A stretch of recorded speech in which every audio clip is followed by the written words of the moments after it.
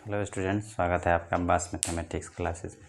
तो देखिए हम लोग अलजेब्रा आज स्टार्ट कर रहे हैं और ये complex number, quadratic equation, AP GP, binomial theorem, permutation and combination, ये 5 चैप्टर हम लोगों को 11th में पढ़ना है अलजेब्रा में। और 2 चैप्टर और है जो हम लोग 12 में पढ़ेंगे, मैट्रिक्स और डिटर्मिनेंट।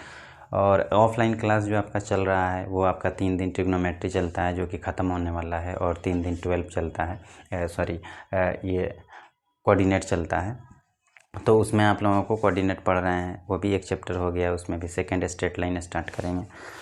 तो देखिए हम बताए थे आपको, क्लास में बोले भी थे ऑफलाइन क्लास में कि ऑनलाइन हम अलजेब्रा पढ़ाएंगे और बाकी जो टॉपिक चल रहा है आपका वो चलेगा।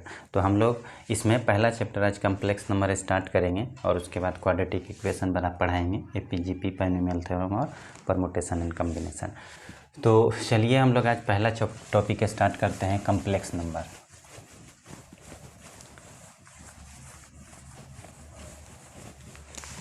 तो देखिए कम्प्लेक्स नंबर का फॉर्म क्या होता है, ये जानना है कि कम्प्लेक्स नंबर का फॉर्म क्या होता है। तो इसका डिफिनीशन हम लोग अगर लिखते हैं तो a number of the form x plus i y where x y belongs to real number and I equal to under root minus 1 iota is called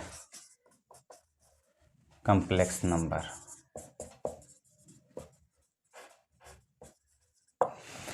तो देखिए वैसा नंबर जो x प्लस आई वाई के form में हो और इसमें x और y के जगह पर जो भी होगा वो रियल नंबर होगा। आप तो जानते भी होंगे कि रियल नंबर क्या होता है, all the numbers are real number होता है। जो भी आप जानते हैं, जो भी नंबर लाइन पे रिप्रेजेंट किया जा सकता है उसको रियल नंबर कहा जाता है। तो वैसा नंबर जो x प्लस आई वाई के फॉर्म में होगा और एक्स वाई यहाँ रियल नंबर को बिलोंग करेगा, और i का वैल्यू अंडर रूट माइनस 1 होता है जिसको आयोटा बोला जाता है। और आयोटा जो है एक ग्रीक वर्ड है जो कि हम लोग इसमें पढ़ेंगे कि आयोटा का मतलब क्या होता है। तो आयोटा के बारे में हम लोग डिस्कस करेंगे अभी इसके बाद, जस्ट फॉर्म जानने के बाद। और इसको रिप्रेजेंट किया जाता है, इट इज़ डिनोटेड बाई, तो कम्प्लेक्स नंबर को z से डिनोट किया जाता है, रिप्रेजेंटेड बाई z। तो सच दैट आप इसको ऐसे भी लिख सकते हैं, such that z equal to x plus i y, यानी कि कम्प्लेक्स नंबर जो x प्लस आई वाई होता है। इसमें एक बात जानना है कि x और y तो दोनों रियल नंबर होगा, उसके जगह पर कोई ना कोई नंबर होगा। लेकिन एक बात यहाँ जानना है कि वेयर x को हम लोग रियल पार्ट ऑफ z बोलते हैं। तो देखिए ये RZ जो लिखा गया है इसका फुल फॉर्म होता है रियल पार्ट ऑफ z, यानी कम्प्लेक्स नंबर का रियल पार्ट। तो इसको हम लोग बोलेंगे रियल पार्ट ऑफ z। और y को बोला जाता है IZ, इसका फुल फॉर्म होगा इमेजिनरी पार्ट ऑफ z। तो देखिए x और y जो है इसका क्या कहेंगे हम लोग, तो x कम्प्लेक्स नंबर का जो जनरल फॉर्म होता है, जो फॉर्म होता है वो z equal to x plus i y होता है। और इसमें x को रियल पार्ट ऑफ z यानी RZ कहा जाता है, और y को imaginary part of z, complex number का इमेजिनरी पार्ट ऑफ z कहा जाता है। तो इसमें हम लोगों को ये तो आगे हम चलकर बताएंगे कि आयोटा क्या होता है, और इसके बारे में हम लोग डिस्कस करेंगे कि आयोटा क्यों आया, कहाँ से आया।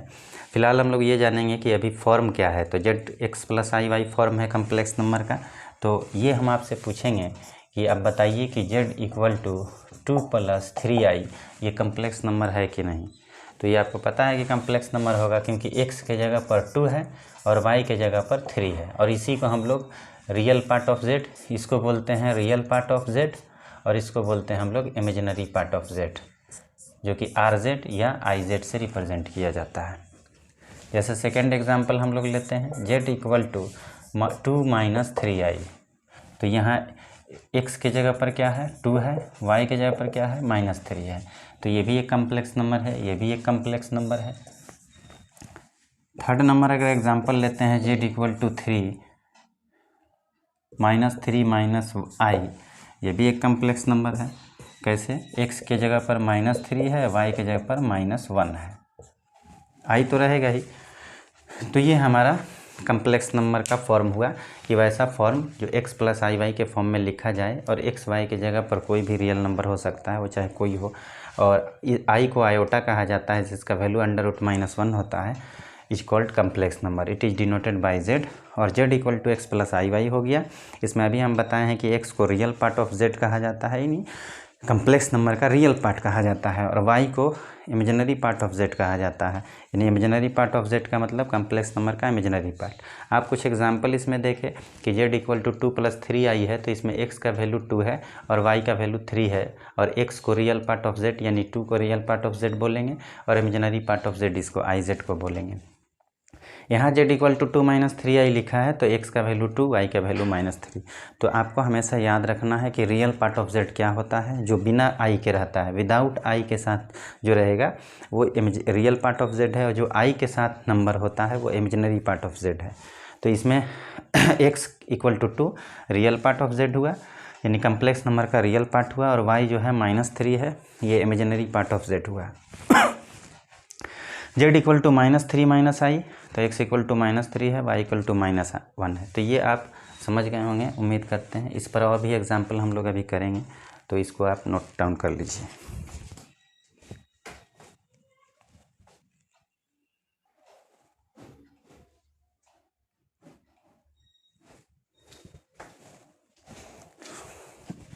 तो देखिए, अभी आप समझे कि कम्प्लेक्स नंबर क्या है। तो कम्प्लेक्स नंबर क्या है ये तो समझ गए। तो एग्जाम्पल में अभी हम ये भी बता रहे थे कि z इक्वल टू अगर 3i लिखा है तो ये भी कम्प्लेक्स नंबर होगा। क्यों? क्योंकि 2 इसमें इसको आप लिख सकते हैं 0 + 3i, तो इसमें x का वैल्यू 0 हो जाएगा, y का वैल्यू 3 हो जाएगा, ये भी कम्प्लेक्स नंबर होगा।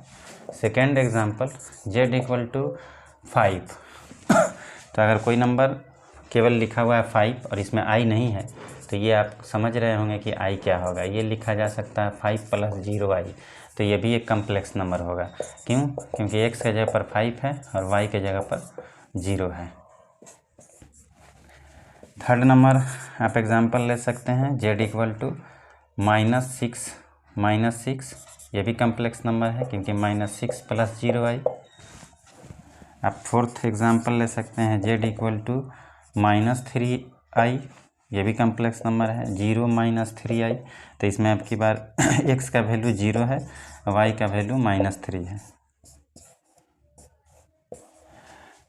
एक बात नोट में याद रखना है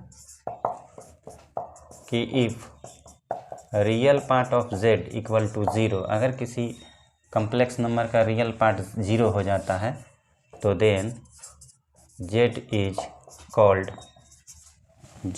कॉल्ड प्योरली इमेजिनरी। तो एक बात हमेशा याद रखना है कि अगर किसी कम्प्लेक्स नंबर का रियल पार्ट 0 हो जाए तो उस कम्प्लेक्स नंबर को इमेजिनरी, प्योरली इमेजिनरी कहा जाता है। जैसे एग्जांपल में एक एग्जांपल देख लीजिए। जैसे मान लीजिए कि लिखा हुआ है z इक्वल टू 3i, तो आप इसमें देख रहे हैं कि z इक्वल टू 0 + 3i है, तो इसमें x का वैल्यू 0 हो गया और y का वैल्यू 3 हो गया। ठीक है, तो ये x का वैल्यू 0 और y का वैल्यू 3 हो गया, तो इसी को हम लोग रियल पार्ट ऑफ z बोलते हैं। तो ये जो रियल पार्ट ऑफ z है कम्प्लेक्स नंबर में, वो 0 हो गया। तो जब किसी कम्प्लेक्स नंबर का रियल पार्ट 0 हो जाए तो उसको प्योरली इमेजिनरी कम्प्लेक्स नंबर कहा जाता है। प्योरली इमेजिनरी का मतलब केवल i का टर्म बच गया, तो i मीन्स इमेजिनरी, तो केवल i बच गया तो उसको प्योरली इमेजिनरी बोलेंगे। तो जिस कम्प्लेक्स नंबर का रियल पार्ट 0 हो जाए उसको हम लोग प्योरली इमेजिनरी कम्प्लेक्स नंबर बोलते हैं। सेकेंड एग्जाम्पल एक याद रखिएगा कि इफ़ iz इक्वल टू 0, तो iz इक्वल टू 0 का मतलब कि अगर किसी कम्प्लेक्स नंबर में उसका इमेजिनरी पार्ट 0 हो जाएगा तब उस कम्प्लेक्स नंबर को क्या बोलेंगे, तो z is called purely real. तो उस कम्प्लेक्स नंबर को प्योरली रियल बोलेंगे। जैसे एग्जांपल में मान लीजिए आप लेते हैं example z equal to 5 only 5, तो अगर 5 लेते हैं तो 5 + 0i लिखेंगे, और आप देख रहे हैं कि x इक्वल टू इसमें 5 है, y इक्वल टू 0 है, तो अब की बार ये जो है इमेजिनरी पार्ट z जो है वो 0 हो गया और रियल पार्ट 5 है। तो जिस कम्प्लेक्स नंबर का इमेजिनरी पार्ट 0 हो जाए उस कम्प्लेक्स नंबर को प्योरली रियल बोला जाता है। तो इस कम्प्लेक्स नंबर को हम बोलेंगे प्योरली इमेजिनरी, और इस कम्प्लेक्स नंबर को जो यहाँ लिखा हुआ है इसको हम बोलेंगे प्योरली रियल।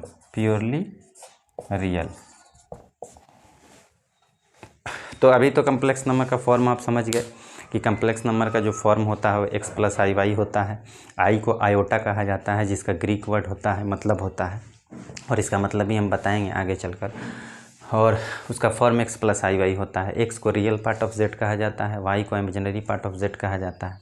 नोट में एक चीज़ और देख लिए कि अगर किसी भी कम्प्लेक्स नंबर में रियल पार्ट अगर 0 हो जाता है तो उस कम्प्लेक्स नंबर को प्योरली इमेजिनरी कहा जाता है, और अगर किसी कम्प्लेक्स नंबर का इमेजिनरी पार्ट 0 हो जाता है तब उस कम्प्लेक्स नंबर को प्योरली रियल बोला जाता है।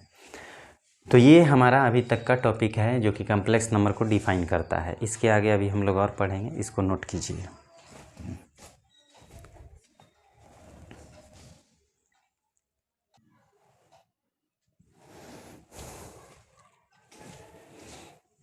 तो देखिए अभी कम्प्लेक्स नंबर को डिफ़ाइन किया गया कि कम्प्लेक्स नंबर होता है x + i y के फॉर्म में। अब हम लोग बात करेंगे इंटीग्रल पावर ऑफ i यानी आयोटा, जो कि ग्रीक वर्ड है। जैसे अल्फ़ा बीटा गामा होता है उसी तरह से आयोटा होता है। तो ये ग्रीक वर्ड है और ये ग्रीक से आया है। तो आयोटा का क्यों आयोटा आया, कहाँ से आया, ये हम लोग जानेंगे।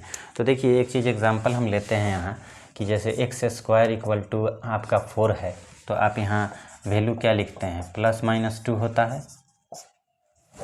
तो आप यहाँ देख रहे हैं कि x का वैल्यू जो है ये +-2 आया इस इक्वेशन को सोल्व करने के बाद। इसका मतलब ये होता है कि x का वैल्यू जो 2 है यहाँ रखने पर 4 देगा, और यहाँ 2 रखने पर -2 रखने पर भी 4 देगा। यानी x का वो वैल्यू जो इक्वेशन को सेटिस्फाइड करता है वो उस इक्वेशन का सॉल्यूशन कहलाता है। तो ये इसका सॉल्यूशन हो गया। अब इसको सोल्व करने का 2 तरीका है। अगर आप इसको सोल्व करना चाहते हैं तो पहला तरीका ये है कि x² - 4 को 0 कर दीजिए और x + 2 और x - 2 0 कर दीजिए, तो x का वैल्यू 2 और -2 आ जाएगा। ये पहला तरीका हुआ सोल्व करने का। दूसरा तरीका हुआ कि x² = 4 लिखा है तो दोनों तरफ अंडर रूट कर दीजिए, और अंडर रूट अब ये mod x हो जाएगा और यहाँ 2 हो जाएगा, और mod x = 2 तो +-2। ये दूसरा मेथड है सोल्व करने का। तो इस इक्वेशन को जब सोल्व किया गया तो यहाँ वैल्यू जो आ रहा है वो रियल नंबर आ रहा है, रियल वैल्यू आ रहा है, और ये दोनों वैल्यू इस इक्वेशन को सेटिस्फाइड कर रहा है, तब उसका वैल्यू मान हुआ। अगर मान लीजिए आपसे एग्जांपल में बोला जाए कि x² - 1 लीजिए, तो आप क्या कीजिएगा, x का वैल्यू +-1 होगा। अब आइए दूसरा एग्जांपल लेते हैं। दूसरा एग्जांपल ये होगा कि अगर हम बोलें x² = -4 लीजिए, तो फिर आप कहिएगा कि जी सर ठीक है। तो इसका x का वैल्यू क्या लिखिएगा यहाँ। तो अगर आप 2 लिखते हैं, अगर आप यहाँ 2 लिखते हैं और यहाँ रखेंगे 2, तो इसका इक्वेशन नहीं होगा, क्योंकि 2 यहाँ रखने पर 4 हो रहा है और 4 -4 के बराबर नहीं हो रहा है। -2 अगर लेते हैं तो ये भी गलत, क्यों, क्योंकि -2 अगर यहाँ पुट करते हैं तो ये -4 नहीं देगा। इसका मतलब ये है कि 2 और -2 दोनों इस इक्वेशन का सॉल्यूशन नहीं होगा। तो मैटर ये है कि फिर अब x का वैल्यू 2 नहीं होगा, -2 नहीं होगा, तो फिर क्या होगा, ये मेन बात समझ में आना चाहिए। तो मैथमेटिशियन जो है वो सब देखा कि अरे ये तो x का वैल्यू 2 और -2 दोनों एग्जिस्ट कर रहा है इस इक्वेशन में, लेकिन यहाँ x² - 4 जब लेते हैं, यानी कि स्क्वायर के रिस्पेक्ट में यहाँ पॉजिटिव वैल्यू नेगेटिव वैल्यू कोई लेते हैं, कोई भी नेगेटिव वैल्यू -4 -1 -3 -2, तो ये एग्जिस्ट नहीं कर रहा है x का वैल्यू कुछ भी। तो फिर क्या किया गया, इसको यहाँ से सॉल्व करना शुरू किया गया। तो जैसे देखिए मान लीजिए यहाँ x² है -4, तो यह x² -√4 कर लिया गया, और x = इसको लिखा गया 4 × -1 √ और यहाँ 4 को अंडर रूट को अलग किया गया और -1 अंडर रूट को अलग किया गया।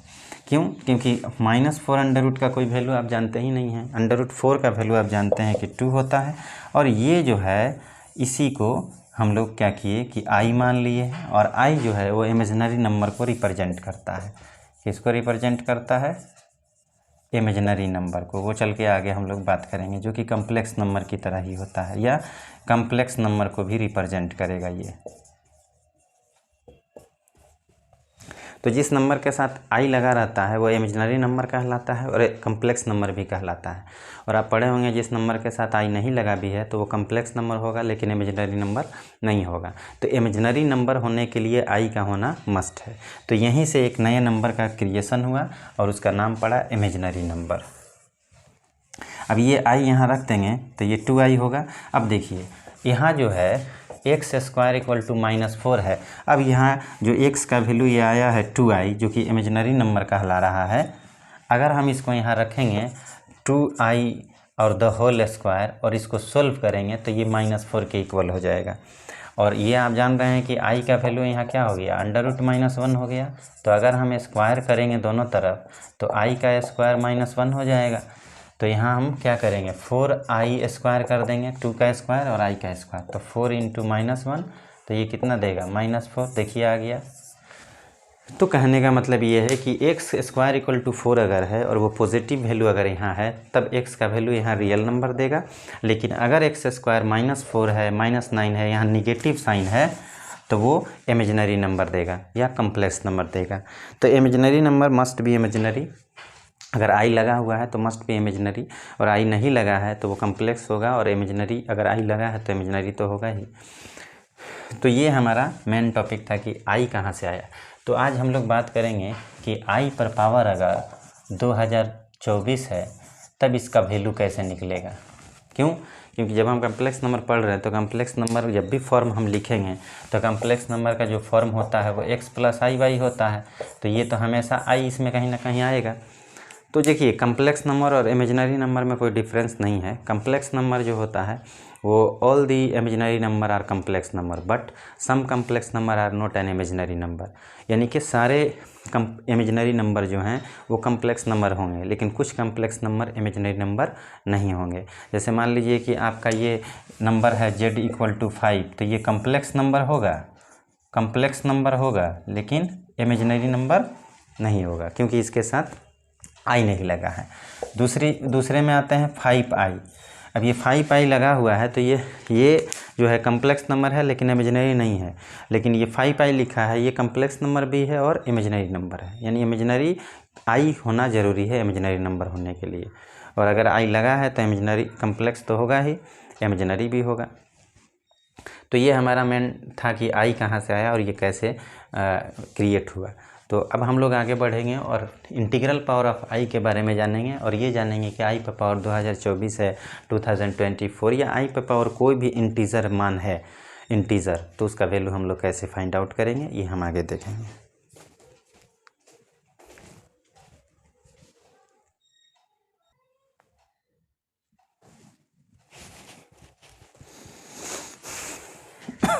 तो अभी आप देखें पहले इस टॉपिक में कम्प्लेक्स नंबर का फॉर्म देखें कि क्या है और उसके बाद हम लोग अब ये देखे हैं कि आयोटा कहाँ से आया, कैसे क्रिएट हुआ।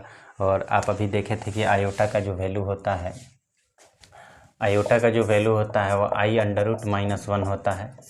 ये भी हम बताएं कहाँ से आया। और उसके बाद अगर इसका स्क्वायर करेंगे हम दोनों तरफ तो ये क्या मिलेगा, i का स्क्वायर -1 मिलेगा।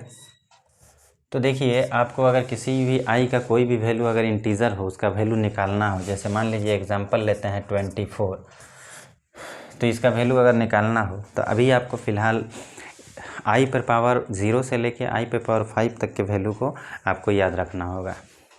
जैसे मान लीजिए आई पर पावर 0 1 होता है, ये तो आप जानते ही होंगे। किसी भी नंबर पे पावर 0, आई पे पावर 1 आई होता है जो कि आप अभी यहाँ देखें। और थर्ड नंबर आपको याद रखना होगा कि आई पे पावर स्क्वायर, तो आई पे पावर स्क्वायर -1 होता है। यहीं से आपका यहीं से आता है i√-1। आई पे पावर 3 क्या होता है, तो इसको लिखेंगे आई पे पावर स्क्वायर आई पे पावर 1। क्यों? क्योंकि बेस सेम है तो पावर जुटेगा। ये तो आप पहले भी पढ़े होंगे बेसिक क्लास में। तो ये आई स्क्वायर का वैल्यू -1 होता है, तो यहाँ -1 लिख देंगे इंटू आई, तो ये -i हो जाएगा। अब आइए आई पे पावर 4 का वैल्यू क्या होगा, आई स्क्वायर इंटू आई स्क्वायर लिख देंगे। तो आई स्क्वायर इंटू आई स्क्वायर लिखेंगे तो आई पे पावर 4 होगा। आई स्क्वायर का वैल्यू -1 होता है, देखिए यहाँ, और ये इंटू -1 हो जाएगा। और 7 नंबर आई पे पावर 5 का वैल्यू क्या होगा, तो ये होगा आई पे पावर 4 इंटू आई। तो आई पे पावर 4 अभी हम निकाले हैं 1 इंटू आई = आई। तो देखिए आपको ये सब वैल्यू याद रखना पड़ेगा, यहाँ तक कम से कम 4 तक वैल्यू आपको याद रखना पड़ेगा, तभी आगे जाकर आपको समझ में आएगा कि i⁴ का वैल्यू कैसे निकलेगा। तो अब हम लोग आते हैं थ्योरी पे। तो जैसे मान लीजिए इसके लिए थ्योरी तो हम डायरेक्ट बताएंगे तो भी समझ में आ जाएगा कि कैसे हम लोग फाइंड आउट करते हैं, लेकिन थ्योरी लिख लीजिए। इफ़ i पे पावर n है और ये i पे पावर r है, तो ये कह रहा है कि i पे पावर n जो है नंबर है, कोई नंबर, और r जो है रिमाइंडर है। तो when n greater than 4 and r is the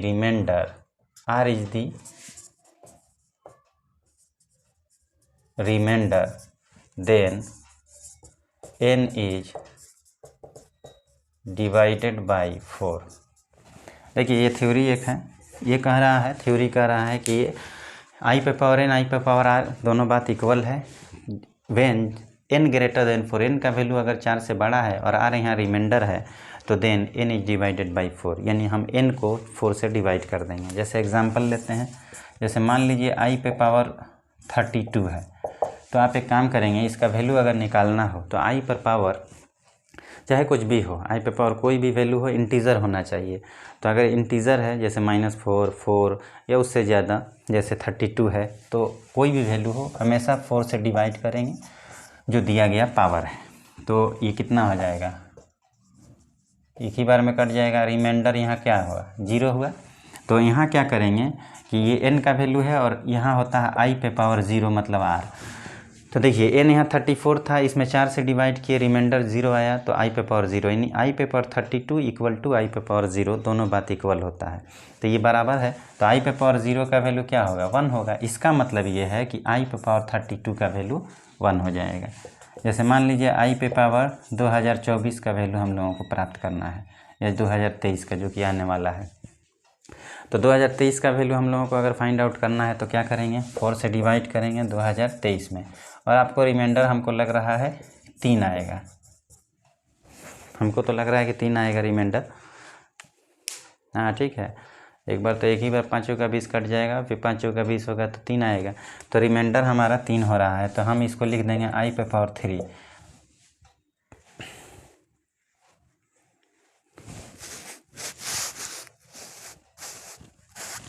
तो रिमाइंडर हमारा 3 आ गया। अब i पे पावर 3 का वैल्यू देखिए यहाँ क्या है, i पे पावर 3 का वैल्यू क्या है, -i है, तो ये हमारा -i हो जाएगा। थर्ड नंबर i पे पावर माइनस अगर है -24 है, या -31 है, या 31 है, या कुछ भी 30 ले लेते हैं, तो माइनस है तो क्या करना पड़ेगा। तो देखिए एक चीज़ आपको याद रखना पड़ेगा, नोट में यहाँ याद रखिएगा कि 1/i जो होता है वो -i के बराबर होता है, और -1/i जो है वो i के बराबर होता है। इसको आपको याद रखना है। तो आप कहिएगा सर कैसे, तो देखिए अगर हम मान लीजिए कि 1/i लेते हैं और इसका रेशनलाइजेशन करते हैं, ठीक है, तो ये क्या देगा i, और नीचे क्या देगा i इंटू आई स्क्वायर देगा, तो यहाँ i हो जाएगा, और i² का वैल्यू -1 होता है तो -i हो जाएगा। उसी तरह से अगर -1/i का रेशनलाइजेशन करिएगा तो -i मिलेगा।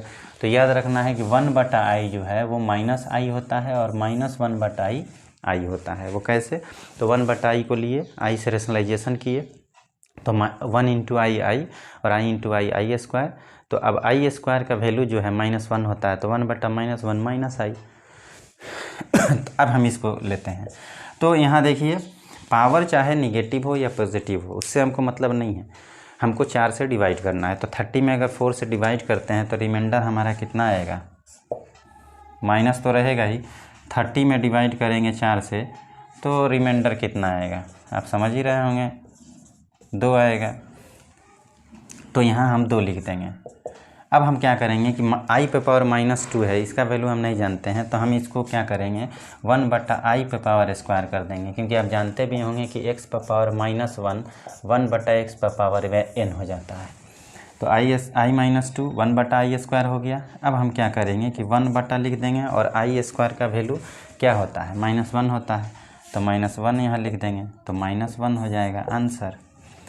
तो देखिए ये अभी आप समझ गए कि आई पर चाहे कुछ भी वैल्यू हो वो हमेशा 4 से बड़ा होना चाहिए। तो उसमें हम क्या करेंगे, 4 से डिवाइड करेंगे और उसके बाद जो आएगा वो उसका पावर रिमाइंडर रख देंगे। तो आई पे पावर n इक्वल टू आई पे पावर r हो जाएगा। आई पे पावर 32 यहाँ दिया हुआ है, तो 32 है और हम 4 से डिवाइड किए तो रिमाइंडर 0 आया। तो आई पे पावर 0 यानी आई पे पावर r और ये आई पे पावर n, दोनों बात इक्वल है तो 1 हो गया। तो आप किसी भी नंबर आई पे पावर चाहे कुछ भी हो, नेगेटिव वैल्यू हो या पॉजिटिव, 4 से डिवाइड करेंगे, जो रिमाइंडर आएगा आई पे पावर फिर इक्वल टू रख के लिख देंगे और उसका वैल्यू लिख देंगे, वही हमारा पहले वाले का वैल्यू हो जाएगा। तो ये उम्मीद करते हैं कि समझ गए होंगे। और इसमें अभी नोट में लिखवाए हैं, ये पहला नोट हो गया आपका। इसमें एक और नोट है उसको हम बताएंगे और फिर हम लोग आगे बढ़ेंगे, ठीक है। कम्प्लेक्स नंबर में बहुत सारा टॉपिक है, जैसे कि conjugate of complex number, conjugate modulus of complex number. तो इससे आगे हम लोग बढ़ते जाएंगे और जो टॉपिक होगा उससे रिलेटेड क्वेश्चंस भी करेंगे, कंसेप्ट भी पढ़ेंगे, ठीक है। तो इसको नोट कर लीजिए और इसके आगे हम लोग अभी नेक्स्ट 5 नंबर नोट पढ़ेंगे, सेकेंड एक बता देते हैं।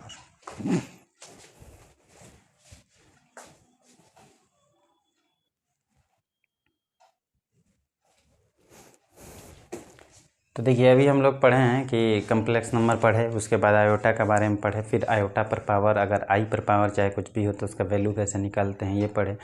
और नोट में सेकेंड नोट जो कि अभी हम आयोटा के बारे में पढ़ा रहे थे उसी का सेकेंड नोट में है कि if √a into √b √ab होता है, यानी रूट के अंदर अगर a है और रूट के अंदर b है तो दोनों नंबर को एक ही रूट के अंदर गुना करते हैं। और वो कब करते हैं ये देखना है, when a and b will be positive number होगा तब। तो जैसे एग्जांपल हम लोग लेते हैं, मान लीजिए √3 है और √5 है, तो ये 3 × 5 √ ये आपका √15 हो जाएगा, ये सही हो गया। लेकिन सेकेंड अगर हम लेते हैं -3 और -2 और इसको अगर हम एक ही रूट के अंदर गुना करते हैं तो ये हमको मिलेगा √6, ये भी सही लग रहा है। तो देखिए ये तो सही है और ये लग रहा है कि सही है, -3 × -2 +3 × 2 6 √6 लग रहा है, ये भी सही है, लेकिन ये गलत है। तो आप कहिएगा सर फिर सही क्या है।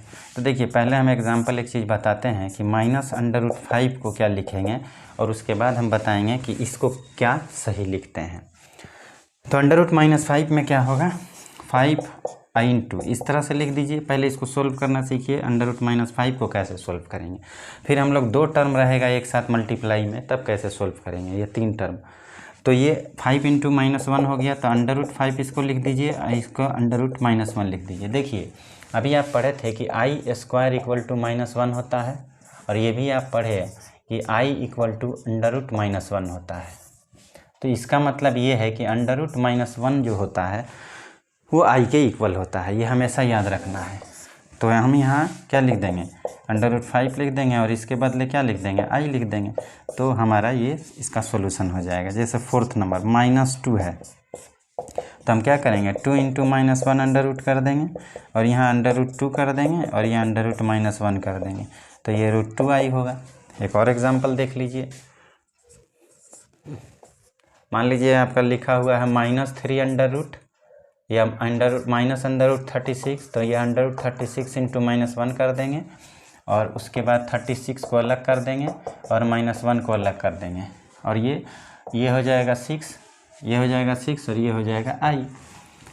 मान लीजिए एक और एग्जांपल लेते हैं, √-3 to 5, तो क्या करेंगे। तो देखिए आपको कुछ करना नहीं है, एकदम आसान तरीका बता रहे हैं। √-50 है तो कुछ नहीं करना है, शॉर्टकट बता रहे हैं, अगर आपको लॉन्ग कट दिक्कत हो रहा है। जैसे मान लीजिए √36 है तो 36 × -1 करेंगे, फिर रूट करेंगे, फिर अलग दोनों का रूट करेंगे, फिर इसका 36 है तो स्क्वायर रूट है तो लिख देंगे, नहीं है तो रूट में ही लिख देंगे, जैसे यहाँ हम लिखे हैं। तो 6 हुआ इसका और इसका वैल्यू i होता है, जो कि अभी हम बताएं। तो इसमें क्या करना है कि माइनस को हटा देना है और √50 कर देना है और यहाँ i बाहर लिख देना है रूट के, हो गया शॉर्टकट। जैसे मान लीजिए √49 लिखा है तो आपको लिखना है तो माइनस हटा दीजिए, 49 लिख दीजिए अंडर रूट, और उसके बाद जब माइनस हट जाएगा तो यहाँ i देना ज़रूरी है, शॉर्टकट में बता रहे हैं। और 49 को 7 बोलते हैं और यह i। तो यही सब है और क्या है। अब देखिए, अब कहिएगा सर इसका सही बताइए, तो देखिए सही देखिए दूसरे नंबर का सही -√3 है और यहाँ -√2 है। तो ये हम क्या करेंगे कि 3 × -1 कर देंगे और 2 × -1 कर देंगे और उसके बाद √3 × i कर देंगे और फिर √2 शॉर्टकट में बनाते हैं, समझ ही गए होंगे। देखिए इसको लिख सकते हैं √3i, इसको लिख सकते हैं √2i।